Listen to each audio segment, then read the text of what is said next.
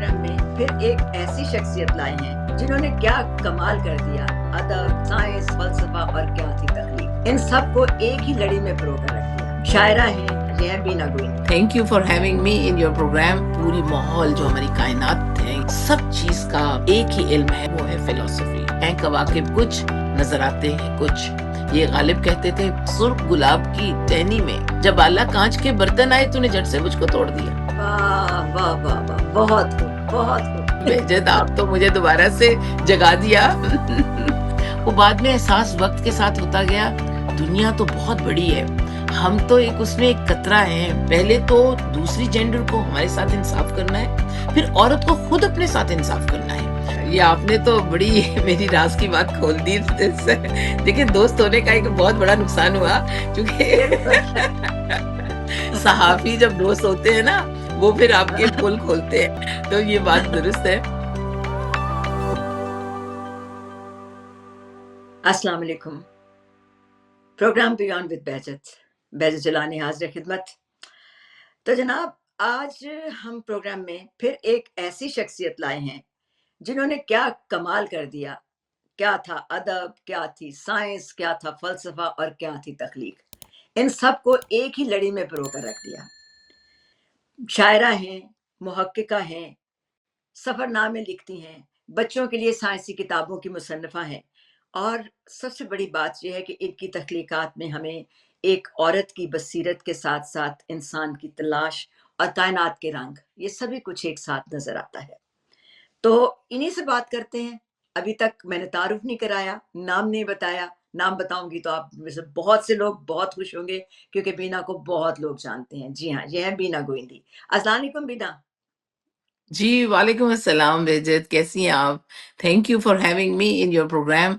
और मुझे आज बहुत अच्छा लग रहा है कि आज मैं आपके इस प्रोग्राम में हूँ और आपके साथ बैठी हूँ।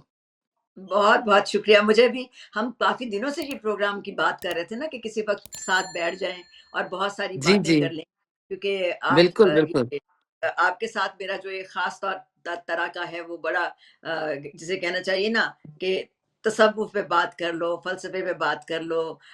बहुत हसास मौज़ूआत पे बात कर लो। ये सारी चीज़ें जब जी। बीना सामने आए तो फिर होता है कि कुछ कहीं ना कहीं कोई खुजली मेरे ख़ारिश होती है कि इन मौज़ूआत पे ज़रूर बात कर लो इसके साथ। आई नो, तो आई नो।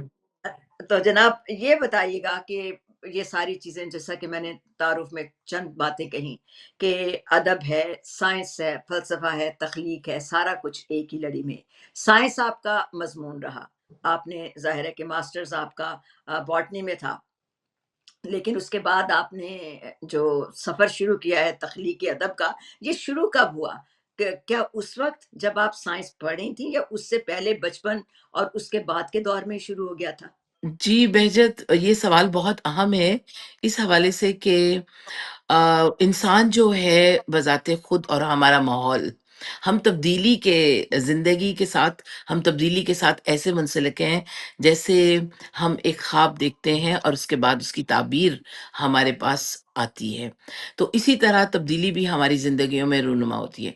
मेरा जो लिखने का अमल था, मुझे खुद भी मालूम नहीं था कि ये लिखना है, चूँकि मेरे साथ मेरे अंदर बहुत सी चीज़ें थीं, बहुत वलवला था, एक जज़्बा था हमेशा से ही। और मैं लिखती थी, कॉन्वेंट स्कूल में थी, उर्दू मीडियम नहीं था, बल्कि उर्दू बहुत कमज़ोर थी, तो लिखा करती थी, लेकिन अंग्रेज़ी में लिखती थी नज़्में, स्कूल में। तो ये पता नहीं था ये नज़्में हैं, ये कहानियाँ हैं, लेकिन लिखते थे। जूँ-जूँ कॉलेज में आए तो फिर वहाँ से शबनम शकील मेरी उस्ताद थीं एफएससी में, लाहौर कॉलेज में। तो वहाँ से फिर उन्होंने मुझे कहा कि ये जो तुम लिखती हो तो इसको इस अंदाज़ से लिखो। तो मैं समझती हूँ असातिज़ा और माहौल के उस पूरे इम्तिज़ाज ने मेरी शख्सियत को एक अलग रंग में ढाला, और मुझे एक आज मैं आपके सामने जो कुछ हूँ, ये पूरा मिल-जुल के है। और लिखने का अमल तो गाहे-गाहे शुरू हो गया। वक़्त के साथ-साथ उसके अंदर मैच्योरिटी आती गई, समझ आती गई, और तजुर्बे के साथ आज जो कुछ मैं आपके सामने पेश कर सकी हूँ, वही है। یہ بتائیے گا کہ خاتون ہونے کی حیثیت سے ہمارے معاشرے میں خاص طور پر ادب کی دنیا میں سفر کوئی بہت آسان نہیں ہوتا، شاعری کی دنیا میں سفر آسان نہیں ہوتا۔ یہ بات آپ نے صحیح، اچھا اس میں میں ویسے ایک ضرور بات کروں، یہ لوگ آگے بڑھانے سے زیادہ آپ کو کرٹیسائز کرتے ہیں، میں یہ سمجھتی ہوں، چونکہ میں ان میں بیٹھتی تھی اور اٹھنا بیٹھنا تھا ہمارا، اور میں یہ سمجھتی تھی انہوں نے مجھے ایک سپیس دی، اور مجھے اس سپیس میں مجھے جگہ دی، اور مجھے پھر اس جگہ کو میں سمجھتی انصاف کرنا تھا۔ وہ انصاف کے چکر میں سمجھنے لگ گئی، نادان تھی، میں یہی سمجھتی تھی کہ شاید میں بھی انہی کے جیسی ہوں، لیکن اس کانفیڈنس نے، اس سائنس نے میرے ساتھ بہت انصاف کیا، چونکہ مجھے معلوم ہے میری پہلی شاعری کی کتاب میں MSc میں تھی، اس زمانے میں آئی، اور وہ اس کے اوپر شہزاد احمد نے لکھا، اس کا فلیپ جو تھا اس کا، اور وہ اس لیے لکھا کہ وہ ان دنوں میں آپ کو معلوم ہے عبدالسلام کے ایک انہوں نے تھیری دی تھی، اور وہ جو ان کی یونیفیکیشن کی تھیری آف فزکس تھی، اس کی ٹرانسلیشن کرنی تھی، تو شہزاد صاحب نے کہا کہ مجھے تم یہ سمجھاؤ، تو میں تمہارے ساتھ یہ بیٹھا ہوں۔ میں نے کہا اچھا پھر آپ اس کا ہے کہ مجھے کیا کریں گے؟ کہتے میں تمہاری کتاب نئی، آج جو نئی شاعری کی کتاب آ رہی ہے، پہلی کتاب، اس کے اوپر فلیپ لکھتا ہوں۔ میں نے کہا چلیں ڈیل۔ تو اب مجھے یہ پتا چلا کہ یہ ایک میوچل، چونکہ وہ لوگ بھی، ایسا نہیں تھا، ٹو وے ٹریفک تھی، جب تک آپ کو ماحول میں ہمیں ایک دوسرے سے کچھ نہیں ملتا، کمیونیکیشن نہیں ہوتی، تو ہم لوگ ایک دوسرے کے ساتھ اس ماحول میں نہیں ایڈجسٹ ہو سکتے۔ تو واقعی ان لوگوں نے مجھے بہت کچھ دیا، تو میں سمجھتی ہوں کہ سائنٹیفک ایپٹیچیوڈ شاید وہ ہم آپس میں شیئر کرتے تھے، اور فلسفہ شیئر کرتے تھے، چونکہ کوئی بھی رائٹر، کوئی بھی ادیب، دانشور، یا کوئی بھی آرٹسٹ فلسفی کے بغیر، پورے علوم حاصل کرنے کے بعد، اور پہلے بھی مجھے اس چیز کا ادراک تھا کہ جب تک آپ کو یہ پوری ماحول جو ہماری کائنات ہیں یا کائناتیں ہیں، اس میں سب چیز کا ایک ہی علم ہے، اور علم ہی ہماری ان علوم کی سب سے بڑی جہت ہے، اور وہ ہے فلسفی۔ چونکہ فلسفی جو ہے وہ خیال ہے، جس خیال کے اوپر ہم تخلیق کرتے ہیں، جس خیال کے اوپر ہمیں تخلیق کیا گیا، اس پورے ماحول کو، ان کائناتوں کو تخلیق کیا گیا۔ اور یہ سوچئے کہ ہیں کواکب کچھ، نظر آتے ہیں کچھ، یہ غالب کہتے تھے، لیکن وہ تو اس ستارے کی بات کرتے تھے جو ٹوٹ گیا۔ تو آج جب ہمیں بتاتے ہیں سائنسدان کہ وہ تھیری E=mc² کو بھی، وہ جب جو آئنسٹائن ہے وہ نیوٹن کو ڈینائی کرتے ہوئے آگے بڑھتے ہیں، وہ ایکچولی ڈینائی نہیں کرتے، اس سفر کو لے کے آگے بڑھتے ہیں۔ تو اسی طرح فلسفی کے وہ در کھلتے چلے جاتے ہیں، شعور کے، دراصل وہ در کھلتے چلے جاتے ہیں جب ہم تھوڑی سی اپنے ساتھ انصاف کرتے ہیں، اپنے ماحول کے ساتھ، باطنی ماحول کے ساتھ، اور اس کو ہم ٹھہراؤ میں، یعنی جو کام چلنے سے نہیں ہوتا، واصف صاحب کہا کرتے تھے وہ رکنے سے ہوتا ہے، تو رکنا بھی بہت اہم ہے چلنے سے زیادہ۔ تو میں زندگی میں نے بہت مقام پہ یہ کوشش کی کہ میں رک کے سوچوں، تو وہ سوچنا میرے لیے بہت مفید ثابت ہوا۔ تو ورنہ تو آپ کو پتا ہے کہ دہکا ہوا ہے آتش گل سے چمن تمام، تو وہ اندر جوانی تھی، ایک بانک پن بھی تھا، اور آگے بڑھنے کی کوشش کرتی تھی، لیکن میں رکنے کو بھی میں نے اہم سمجھا، تو وہ رکنا میرے وہ لیے بہت بہت فائدہ مند ہوا۔ تو میں سمجھتی ہوں جیسے جیسے وقت آتا گیا، اب دوسرا اسی زمانے کی شاعری میں یہ دیکھیں کہ جس دن مجھے یاد ہے میری مہندی ہونی تھی، تو میں نے اپنے، چونکہ پہلی گھر میں میری شادی تھی، اور ہم ایک بہن بھائیوں کا 6 بہن بھائی تھے، اس میں کوئی اسکول جا رہا ہے، کوئی کالج جا رہا ہے، اور میں اس میں سسرال جا رہی تھی، میرے لیے بڑا عجیب تھا۔ تو میں اپنے ان سے بیٹھے ہوئے میں نے ایک نظم اپنی مہندی کی رات کو ہی کہی، اور اپنے سارے گھر والوں کو سنائی بیٹھ کے، نانا کو، سب کو، ساروں کو کہا یہ سنیے۔ تو اس میں یہ تھا، مجھے بھی آج ایک جھومر پہننا ہے، مجھے بھی آج ایک جھومر پہننا ہے، امیدوں کا نہیں، نہ خوابوں اور امنگوں کا، کہ میں نے اس کی لڑیوں میں ہنسی موتی نہیں ٹانکے، کئی آنسو پروئے ہیں، کہ میں نے بہت اس کی خوب، لڑیوں میں ہنسی موتی نہیں ٹانکے، کہ میں نے اس کی لڑیوں میں ہنسی موتی نہیں ٹانکے، کئی آنسو پروئے ہیں، مجھے بہت اس خوب۔ جاں فضا جھومر کو ماتھے پہ سجانا ہے، زمانے سے چھپانا ہے، نیا ایک گھر بسانا ہے، بس اتنا سا میری یادوں کا بے رونق فسانا ہے، مجھے جھومر بہت پہننا ہے، لائک بہت اس میں ایک خوب، درد، تھینک یو، تھینک یو۔ اس میں اب بہت یہ ہے کہ ایک درد بھی ہے، اور مجھے اپنے بہن بھائیوں سے اور اس کا تھا کہ آئی ایم گوئنگ، لائک ماحول اور تھا وہ، that was a different environment جس میں مجھے جانا تھا۔ اور پھر مجھے یاد ہے، یہ میری کتاب وسعت احترام یہ تھی، یہ آپ کے سامنے، اس میں ایک مضمون ہے لاہور اپنا اپنا۔ اب وہ جب میں آئی، میں نے لکھا تو یہ تقریباً 10-15 برس پہلے تھا مضمون، اور شادی تو میری تقریباً 2 دہائیوں سے بھی زیادہ، تقریباً 3 دہائیاں ہونے والی ہیں تب ہوئی، لیکن وہ میرے ذہن کے شعور میں تھا کہ وہ لاہور اور تھا، لاہور اپنا ماشاء اپنا۔ میرا لاہور اپنا تھا جدھر سے میں آئی، اور جس لاہور میں میں شادی کے بعد آئی وہ ڈفرنٹ لاہور تھا، اور میں نے جو لاہور بالکل۔ بنایا اپنا لاہور خود بنایا، میں نے اور حامد نے مل کے۔ تو یہ ایک ماحول آپ خود تعمیر کرتے ہیں اپنے گرد، اپنے باطن کے ساتھ، تو وہ پھر بنتا ہے، تو وہ آپ چیزیں نے پھر بات چلتی ہیں۔ جی درست۔ اچھا، بہت خوب۔ ایک غزل ہے بنا آپ کی، وہ ہے جو جی تم نہ دیکھو۔ جی جی جی، اس کے جو اس تم نے کی اس دیکھا، کی کچھ شعر سنائیے۔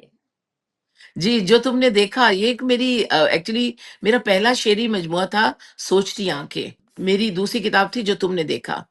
اور جو تم نے یہ میری دوسری جو تم نے دیکھا، تو وہ میری، اور اسی طرح مٹی کی پیالی اور ساحل لمحے، یہ میری 4 پوئٹری کی بکس تھیں، لیکن یہ بہت ان خوبصورت کے، ہے، یہ تیسرا نام دوبارہ بتائیے۔ جو تم نے دیکھا اور جو تم مٹی نے کی دیکھا کے پیالی، بعد مٹی کی جی پیالی۔ مٹی کی پیالی، وہ ہے چکر کھاتی چرخی پر، یہ اس نظم کے اوپر میں نے، چکر کھاتی چرخی پر گھوم کر تیرے ہاتھوں میں، واہ چکر کھاتی واہ چرخی پر گھوم کر تیرے ہاتھوں میں، پانی کے چند ہی قطروں سے میں اپنے آپ سمٹ جاتی،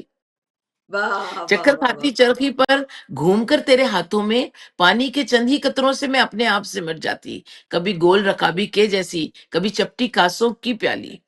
کبھی واہ گول رکابی کے جیسی، کبھی چپٹی کاسوں کی پیالی، میں اپنے اندر گرم اور ٹھنڈے جذبے سمو لیتی،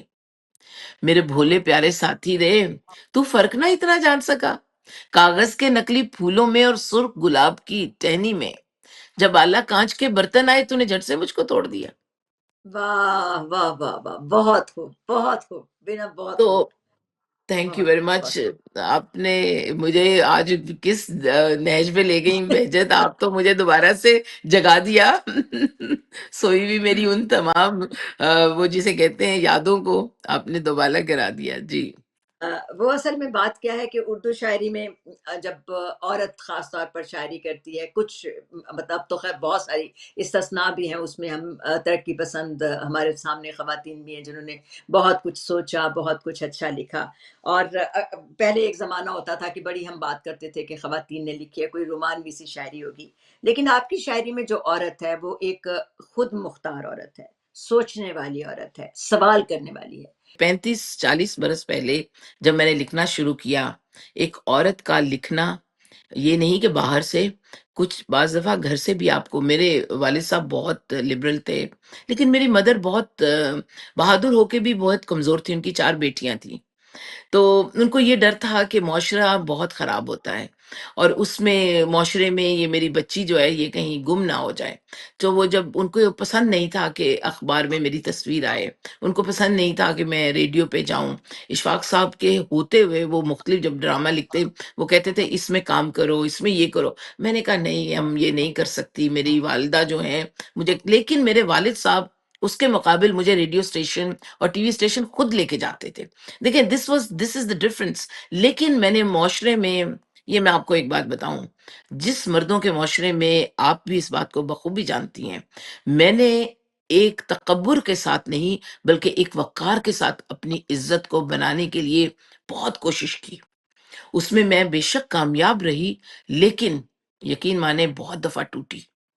اور ہاں، لیکن میں نے سفر شو بہت نہیں بڑا ہونے ہوتا ہے، دیا۔ جی میں بہت نے بڑا اس، سفر۔ جی اس کو میں نے کبھی بھی مردوں کے سامنے شو نہیں ہونے دیا، وہ ہماری میل شیونسٹ سوسائٹی تھی، آپ کو معلوم ہے اس بات کا، اور اس میں آدمیوں سے زیادہ خواتین بھی ہمارے لیے بعض دفعہ باعث ہمارے لیے زحمت کہہ سکتی ہوں کہ بن جاتی تھی، لیکن اس سوسائٹی میں اپنا مقام وقار کے ساتھ بنانا بہت مشکل تھا، آج کا دور نہیں ہے، یقین مانے کہ جب اخبار میں تصویر آتی تھی ساتھ لکھا جاتا تھا، شاعری کرنا تو گناہ کی بات سمجھی جاتی تھی، اور یہ اس زمانے کی ہماری خواتین جو 200 سال پہلے ہماری امبالوی خواتین اور ہماری جو اس زمانے کی خواتین تھیں، انہی کے جیسے حالات سے وہ سلسلہ چلتا آ رہا تھا، کم ضرور تھا یقیناً۔ ہمارے ساتھ ہمارے سے سینئر اور ہمارے ساتھ ملنے والیوں نے بہت کام کیا، لیکن اس میں بہت کٹھن معاملہ تھا، چونکہ آپ اس معیار پہ اتر کر کام کرنا چاہتے تھے۔ اور میں نے یقین مانے مجھے بہت سپورٹ ہونے کے باوجود بھی مجھے بہت سی چیزوں پہ میں ہار بھی جاتی تھی اندر سے، اور پھر میں لکھتی بھی تھی اس کے اوپر۔ لیکن وہ جسے کہتے ہیں نا، وفاؤں کے زمانے آ رہے ہیں، جا رہے ہو تم اور ہم منتظر ہیں۔ واہ یعنی یہ میں واہ! نے وفاؤں کے زمانے آ رہے ہیں، یہ مختصر ایک نظم تھی، جا رہے ہو تم اور ہم منتظر ہیں۔ یعنی ہماری جوانی گزر گئی اس ماحول کو درست کرتے ہوئے، اور پھر جب میں امریکہ آئی تو پھر تو آپ کو پتہ ہے، آپ اس نئی ماحول میں، اس میں ایک آزادی تھی، لیکن اس میں آپ کے ساتھ ایک ذمہ داری بھی ہوتی ہے۔ وہ تو اس ذمہ داری کو نبھاتے نبھاتے آج اس مقام پہ ہیں کہ ہماری کتابوں کی شکل میں وہ چیزیں ہمارے سامنے موجود ہیں، اس تجربے کو۔ تو یقیناً وہ تجربہ ماحول کے ساتھ اور میرا پرسنل بھی رہا،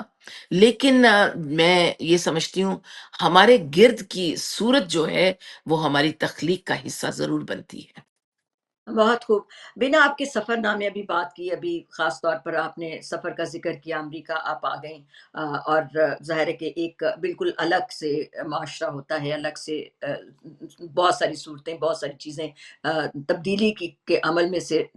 گزرنا پڑتا ہے خود آپ کو بھی۔ تو آپ کے سفر نامے، خاص طور پر آپ کا سفر نامہ جاپان اور اس کے بعد امریکہ کا سفر، تو یہ سفر آپ کے لیے ظاہر ہے کہ جو آپ نے جملہ کہا اس سے پتہ لگتا ہے تفریح تو نہیں تھا، تو کیا یہ ایک کسی بھی طرح کا کیسا تجربہ تھا آپ کے لیے، آپ کو اپنے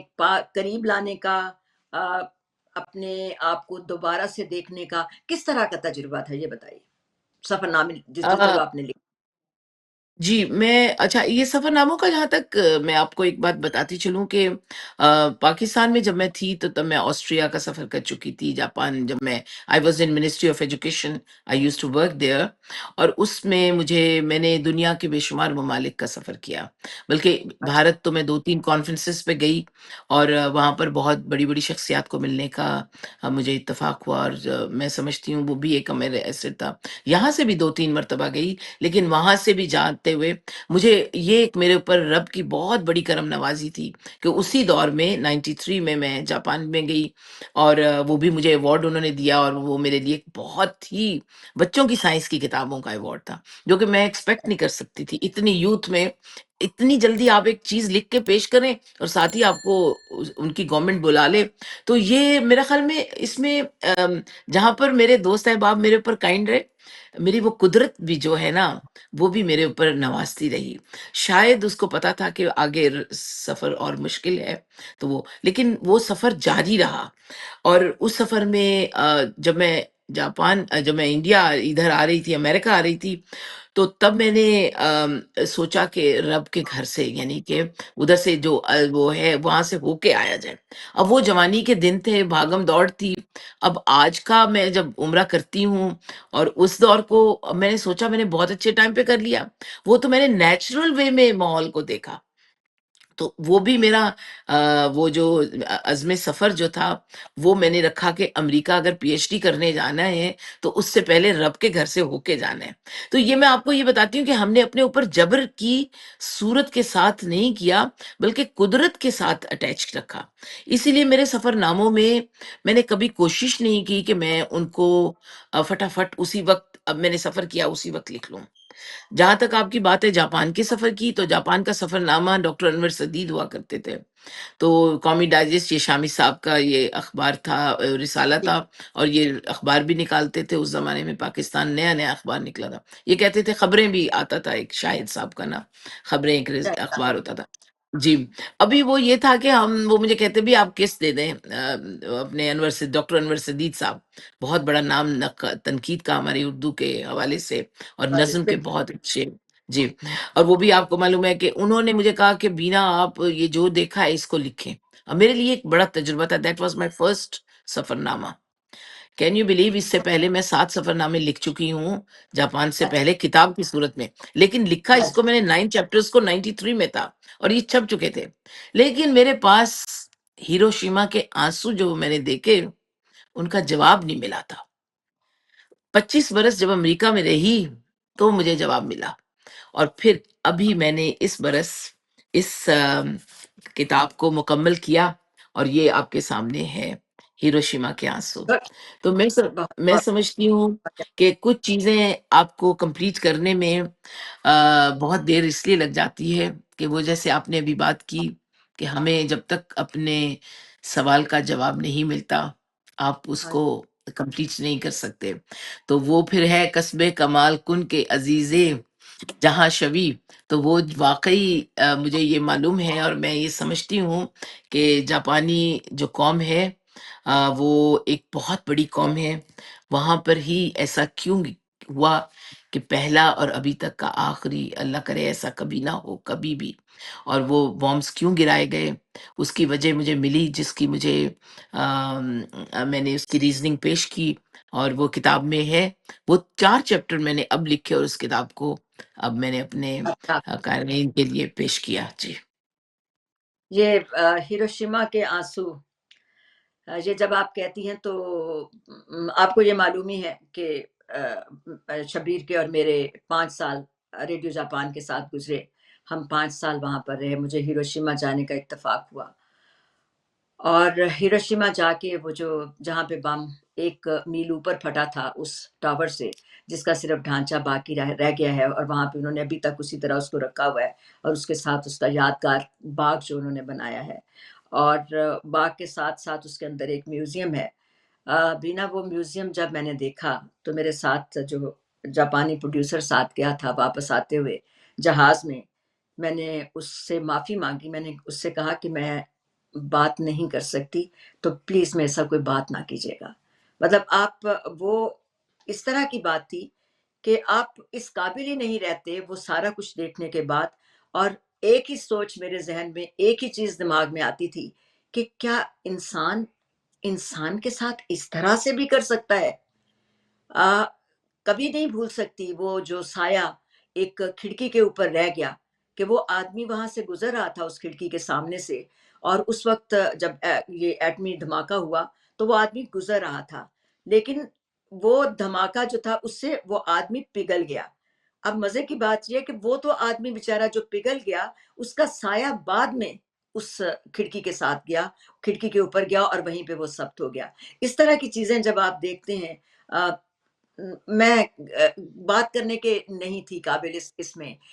بہت ساری چیزیں، پھر وہ وہاں پر آپ نے دیکھا ہوگا کہ بچے کرینز بناتے تھے،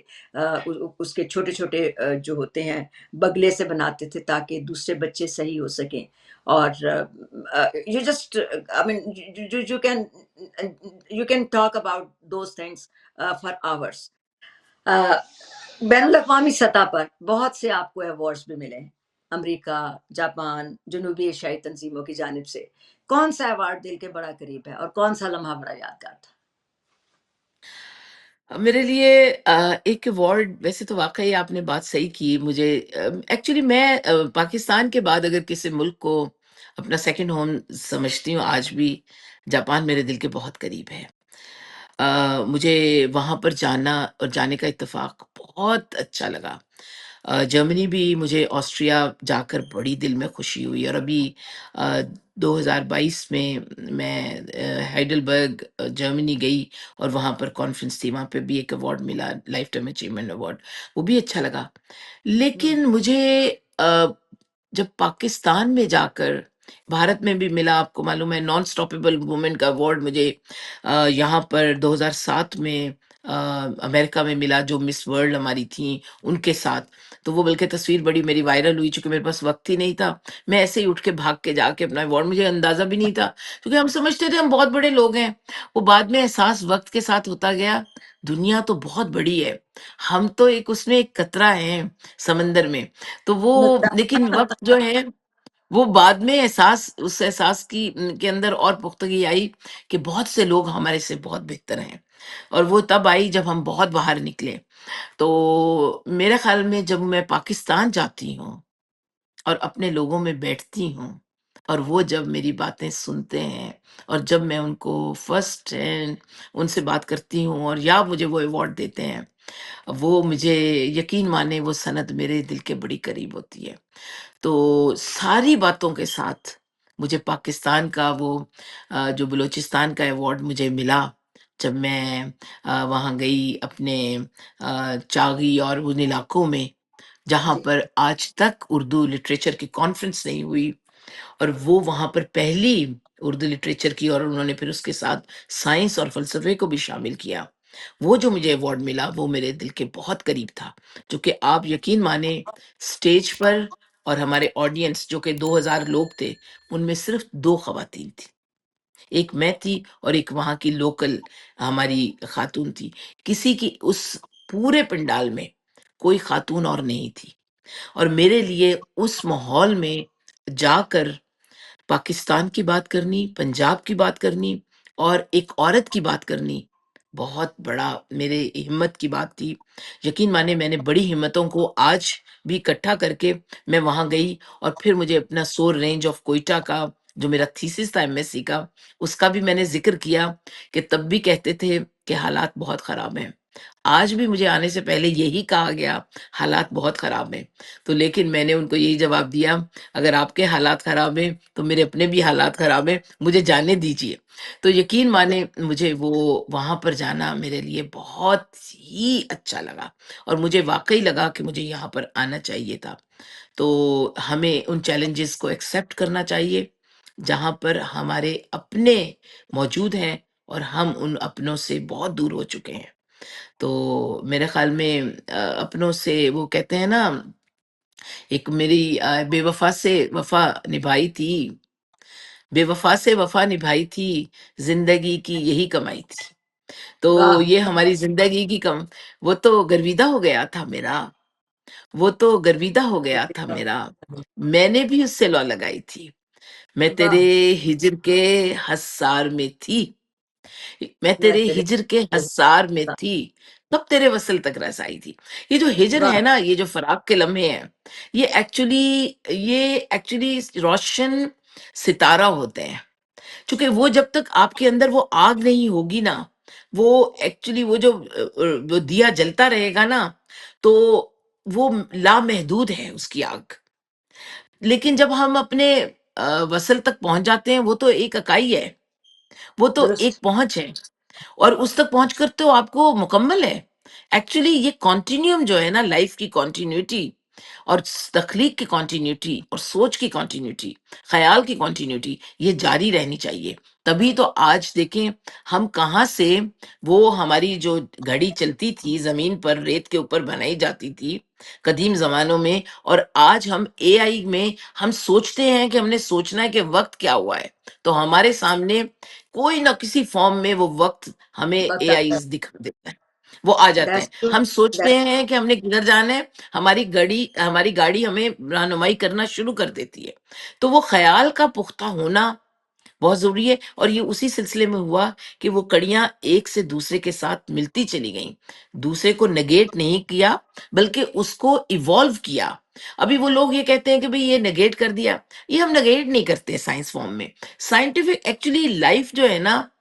بذات خود یہ سائنس کا ہی ایک معجزہ ہے، زندگی ایگزیکٹلی جو ایک ہے۔ دوسرے کو کمپلیمنٹ کرتی ہیں نا، یہ ساری چیزیں ایک دوسرے کو جی کمپلیمنٹ کرتی ہیں، مکمل کرتی جی، چلی اور جاتی بلکہ ہیں، کوئی میں سوال کہیں بیجت جاتا ہے ایک قابل بات ایک بات میں آپ کو بتاتی چلوں، میرا یہ بلکہ بڑے میرے دوست اس کو بڑا کہتے ہیں کہ اب مجھے بتاؤ سائنس کا علم کیا ہے، تو میں ان کو ایک ہی بات کہتی ہوں، سائنس کا علم سائنسدان کا نہیں ہے بھیا، سائنس کا علم بھی رب کا علم ہے، اس کی بھی اسی طرح احترام اور عزت کیجیے جس طرح آپ رب کے، چونکہ یہ ساری کائنات جو ہے یہ سائنسی تو ہے، ہماری خود ہیومن بینگ نہیں بلکہ ایک کسی بھی فلورا اور فونا کو لے لیجئے، وہ تمام ایک لائبریری لیبورٹری ہے، اس لیبورٹری کے اندر سب کچھ ہو رہا ہے۔ تو یہ کائنات کے ذرے ذرے سے لے کے وہ ہے کہ مٹی کا ایک ذرہ تھا ساکن پڑا ہوا، مٹی کا ایک ذرہ تھا ساکن پڑا ہوا، ہے۔ تیری نظر نے اس کو ستارہ بنا دیا۔ تو واہ، وہ جو ایک مٹی کا ذرہ ہے نا، وہ تمام انرجی ہماری پوری جتنی سائنس ڈسکوریز ہیں، سائنٹیفک ڈسکوریز، وہ ساری کی ساری لائٹ کی اسپیڈ کو ہی کمپیٹ کرتے ہوئے گزر گئیں۔ آپ اگر درست اس کو غور کیجئے کہ ہمیں وہ اسپیڈ آف لائٹ جو ہے نا، اسی تک پہنچنے کی ہماری جدوجہد ہے، یہ جتنی سائنٹیفک ڈسکوریز ہیں۔ تو آج ہم نے اے آئی کے دور میں بہت حد تک اس کو ثابت کیا ہے، لیکن آنے والے زمانوں میں کیا ہوتا ہے یہ پھر ہم آگے دیکھیں گے سفر آگے۔ کہاں تک جائے گا، بالکل سفر کہاں تک جائے گا کچھ معلوم نہیں۔ جی اچھا یہ جی۔ بتائیے، آپ نے جسے کہنا چاہیے بہت سارا ویسے بھی سفر کیا، جسے کہتے ہیں ٹریول کے معنوں میں کہہ رہی ہوں، دوسرا سفر نہیں، ٹریول کے معنوں میں، تو اس سفر میں، اور ادبی سفر بھی آپ کا کافی طویل رہا، ادب کی دنیا کا، جس میں کبھی ادب آ گیا، کبھی فلسفہ آ گیا، کبھی سائنس آ گئی، یہ سب چیزیں ملتے ملاتے، تو اس طرح یہ آپ کا یہ والا سفر جو ہے، فنی سفر اس کو چلیے بولتے ہیں ہم، یا تخلیقی سفر، وہ بہت آپ کا طویل ہے۔ تو اس میں اب آپ سمجھتی ہیں کہ اردو ادب میں آج کی عورت جو ہے، اس کا تصور کچھ بدل رہا ہے؟ بہت اچھا سوال ہے، بالکل۔ اور عورت کے ساتھ ساتھ بلکہ میں سمجھتی ہوں چونکہ عورت کے پاس ایک سب سے بڑی جو ہمارے پاس ایک گاڈ گفٹڈ ہمارے پاس ہے، کیونکہ ہم تخلیق کرتے ہیں۔ عورت خود ایک خالق تخلیق کا کی حیثیت سے رب نے اپنی وہ جو ہمیں ایک اپنی ایک سیلف دی ہے، وہ خصوصیت ہمارے ساتھ منسلک کیا ہے کہ ہمیں اس تخلیق کے عمل سے گزرنا پڑتا ہے۔ تو درست، عورت کی تخلیق کے ساتھ ساتھ اس کی وہ ساری پینز جو زمانے کی ہیں وہ لے کر وہ ساتھ چلتی ہے۔ اور میں سمجھتی ہوں کہ ہماری آج کی عورت میں وہ تمام جمود کی وہ ساری کاوشوں کو لے کر وہ توڑ دیا انہوں نے، اور اس کے ساتھ انہوں نے روشنی کو وہاں سے دیکھنا شروع کیا جہاں سے آج کے زمانے کی عورت دیکھنا چاہتی ہے، وہ ویسٹ کی ہو، لیکن ہماری ایسٹ کی عورت جب ہم بات کرتے ہیں اردو لٹریچر کے حوالے سے، اور وہ اس حد تک واقعی پہنچی ہے۔ دیکھیں جب ہمارے جیسے سائنس کے لوگ یا ہمارے جیسے فلسفے کے لوگ، آپ جیسے ہمارے جیسے آگے بات کرتے ہیں، تو پھر واقعی وہاں تک بہت، چونکہ سوچ کا دھارا تو آپ ایک حد تک اس میں جینڈر نہیں پوچھتا، سوچ آپ کے ساتھ جینڈر نہیں پوچھتی، سوچ میں یہ جینڈر تو ہم ایک ڈسپلن میں رہتے سگنیفیکنس، ہوئے اس تک بن گئے، ہاں، لیکن لیکن ایکچولی عورت اور جی بالکل تخلیق میں کبھی نہیں آپ کہہ سکتے کہ یہ مرد نے لکھا یا عورت نے لکھا۔ آپ منٹو کے افسانے دیکھ لیں، اس میں لگتا ہے کہ وہ کسی عورت نے لکھے، وہ اتنا درد عورت کا اس کے اندر ہے۔ اب میں درست، فیمنسٹ نہیں ہوں، میں فیمنسٹ نہیں ہوں، لیکن میرے افسانوں میں پنجابی کا افسانہ میرا ایک تھا گواچیا چمبا، وہ بلکہ ڈاکٹر نبیلہ کو بڑا پسند تھا، اس کا میں نے آپ سے ذکر بھی شاید کبھی کیا۔ اب اس کے ارے اوپر ہاں، انہوں نے کام بھی کروایا۔ جی میں اب وہ ابھی اس پہلا، سوال کیا، جی پہلا افسانہ ایسا تھا جو میں نے امریکہ کے حوالے سے، امریکہ کے ان جانوروں کے حوالے سے لکھا جو کہ یہاں پر رہتے ہوئے، وہ چودھری جو ایک گاؤں کا آتا ہے اور اس کی بیٹی یہاں ڈاکٹر ہے، اور وہ دیکھتا ہے، اور وہ دیکھتا ہے کہ یہاں پہ اتنی اداسی ہے،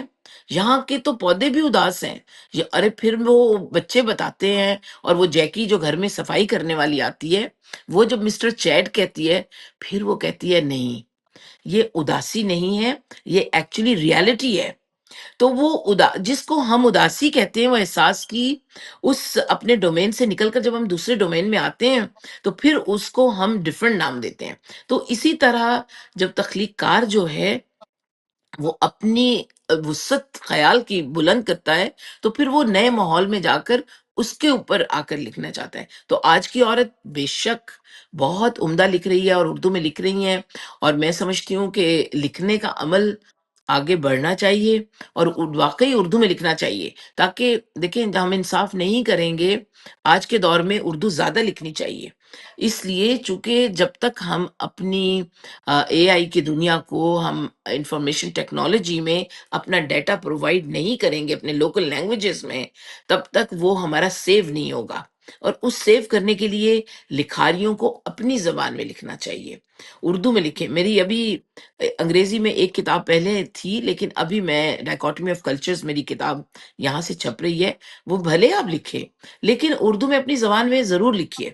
اور وہ بہت اہم ہے، چونکہ اس میں آپ اپنا بیانیہ بہت اپنے لوکل، اپنی تھاٹس کے ساتھ، اپنے کلچر کے ساتھ، اپنی تہذیب کے بہتر ساتھ طور پر جوڑ اظہار کر سکتے سکتے ہیں۔ جی بہتر تو آپ جی اگر بول سچ میں. سکتے ہیں. میرا اصل میں ایک جو سوال تھا وہ تھوڑا سا اس کی ڈائمینشن تھوڑی مختلف تھی، سمت اس کی. جی اس میں یہ تھا کہ عورت کے بارے میں جو عام طور پر عمومی تصور پایا جاتا رہا ہمارے جیسے معاشروں کے اندر، جہاں پہ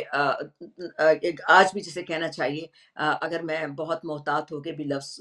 بولوں، اور آپ اس سے پہلے بات کر چکے ہیں کہ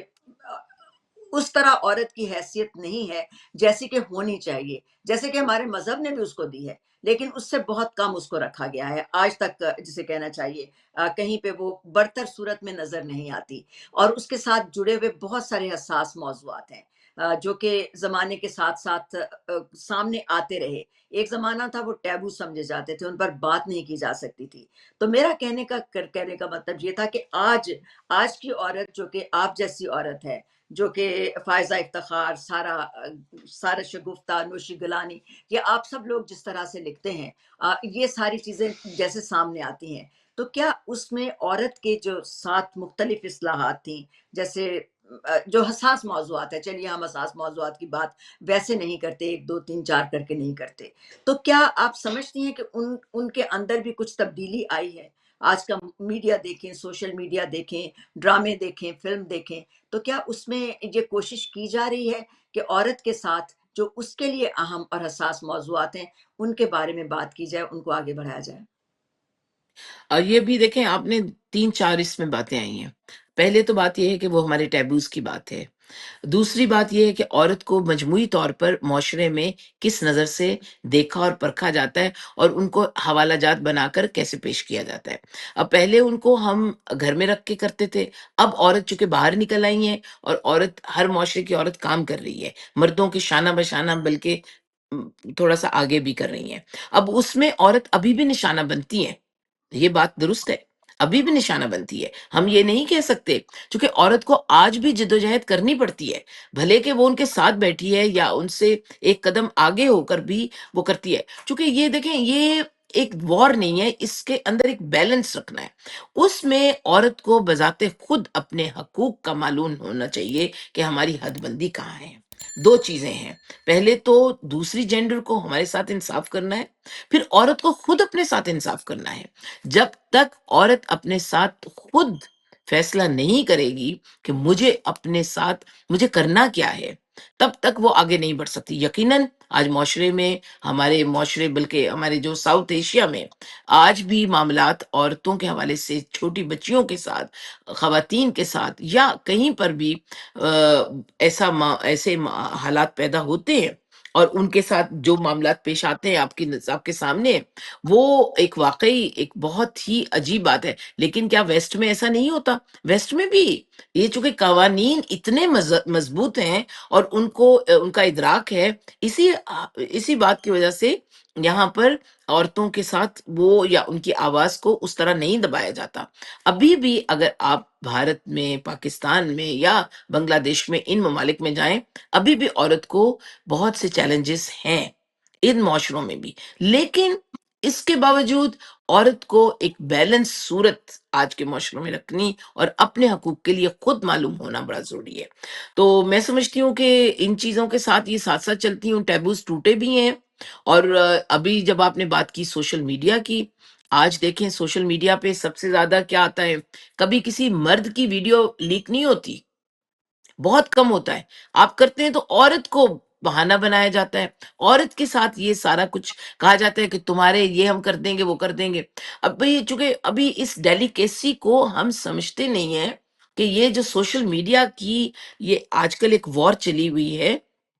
اس میں ہم نے عورت، دیکھیں پاکستان میں کتنی سوشل میڈیا کی جو انفلوئنشرز ہیں، ان کی جان سے انہیں ہاتھ دھونے پڑے ہیں.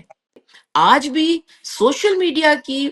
عورت جو ہے پاکستان میں، وہ آج بھی اس حصار میں اور اس ٹیبو کا نشانہ بنی ہوئی ہے. تو وہ واقعی ہے، آپ کی بات بالکل درست ہے، اور وہ بیلنس آئے گا، اس کے اندر پختگی آئے گی، اور وہ درست ہونے کے امکانات نظر آ رہے ہیں. اچھا چلیے، ابھی نا اس سے پہلے کہ وہ ہم بات کریں، بے شمار گھنٹے اور بات کی جا سکتی ہے، لیکن مجھے یہ بتائیے کہ ایک جس کے بارے میں بات کرنا چاہتی ہوں کہ آپ کی کتاب آ رہی ہے سرگودا کی انارکلی، اس کے بارے میں وہ بات بتائیے کہ وہ کیا چیز ہے، کس طرح سے آپ لکھ رہی ہیں. اور میں سمجھ سک رہی ہوں کہ اس میں جب آپ نے یہ بات کہی ہے، آج کی جو سرگودا کی انارکلی ہے اور جو اس زمانے کی انارکلی تھی، شاید اس کے بیچ میں کوئی بات ہو یا کیا ہو، کس طرح سے یہ بتائیں گے؟ ذرا سننے والوں کو تھوڑا سا مختصراً بتائیے گا۔ یہ آپ نے تو بڑی میری راز کی بات کھول دی اس سے۔ دیکھیں، دوست ہونے کا ایک بہت بڑا نقصان ہوا، چونکہ یہ بھی ہوتا صحافی جب دوست ہوتے ہیں نا، وہ پھر آپ کے ہے۔ پل کھولتے ہیں، تو یہ بات درست ہے۔ لیکن اس میں واقعی وہ کتاب، وہ ایک ناول ہے، اور وہ کمپلیٹ ہو چکا ہے تقریباً، بس میں اس کے اختتام آخری مراحل میں ہے۔ اور اس میں وہ واقعی وہ سرگودا کی انارکلی، جو تقریباً 50-55 برس پہلے میرے دائرۂ بصر میں اور میرے ساتھ رہی، اور میری نظر میں رہی، میرے اندر رہی، اور بسی وہ اس انارکلی کا، وہ ایک ہماری سرگودا میں ایک انارکلی ہوتی بھی تھی، بازار بھی تھا، اور وہ آپ یقین مانیں جب آپ پڑھیں گے تو حیران ہو جائیں گے کہ اس انارکلی کی